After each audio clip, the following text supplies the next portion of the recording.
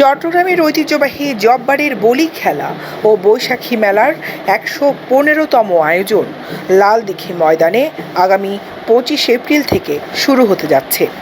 মেলায় বলি খেলাসহ নানান জাতের পণ্যের পসরা বসবে, বিকিকিনি হবে প্রচুর দেশীয় পণ্যের। জব্বারের বলি খেলা উপলক্ষে ২৪, ২৫ ও ২৬ এপ্রিল ৩ দিন ব্যাপী হবে জমজমাট বৈশাখী মেলা।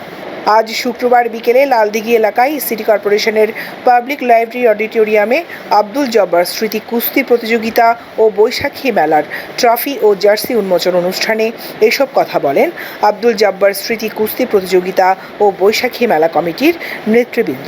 অনুষ্ঠানে খেলার ট্রফি ও জার্সি উন্মোচন করা হয়। অনুষ্ঠানে প্রধান অতিথির বক্তব্যে city mayor M Rezaul Karim Chowdhury বলেন, ব্রিটিশ বিরোধী আন্দোলনে দেশের যুবকদের সংগঠিত করতে ১৯০৯ সালে চট্টগ্রামের বক্সিরহাটের ব্যবসায়ী আব্দুল জব্বার সওদাগর চালু করেছিলেন এই বলি খেলা।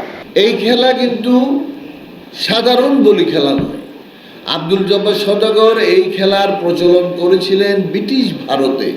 এই বলি খেলার মাধ্যমে, অর্থাৎ নাম বলি খেলা, একটা গোঁড়া উঠ্টু খেলা আছে না, গোঁড়ার মধ্যে লাড়ে গেলা ছুরি গেলা ওইটু, এবং আস্তে আস্তে এই বলি খেলা এমন একটা পর্যায়ে পৌঁছে গিয়েছে বাংলাদেশকে ছাড়া এই বিশ্বে এটার একটা অবস্থান করে নিয়েছে।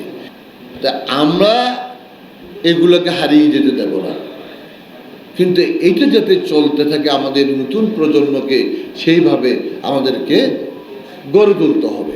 এ সময় উপস্থিত ছিলেন আয়োজক কমিটির সভাপতি ও চট্টগ্রাম সিটি কর্পোরেশনের ৩২ নম্বর আন্দরকিলা ওয়ার্ড কাউন্সিলর জহুর লাল হাজারী, আয়োজক কমিটির সহ-সভাপতি ও চট্টগ্রাম প্রেস ক্লাবের সিনিয়র সহ-সভাপতি চৌধুরী ফরিদ, মেলার স্পন্সর অ্যান্ড এইচটি হোল্ডিংসের ব্যবস্থাপনা পরিচালক সৈয়দ মোহাম্মদ তানসির সহ মেলা কমিটির নেতৃবৃন্দ। ২ বছর করোনা মহামারীর কারণে মেলার ১১১ ও ১১২তম আসর বাতিল করা হয়েছিল। দৈনিক আজাদী নিউজ ডেস্ক।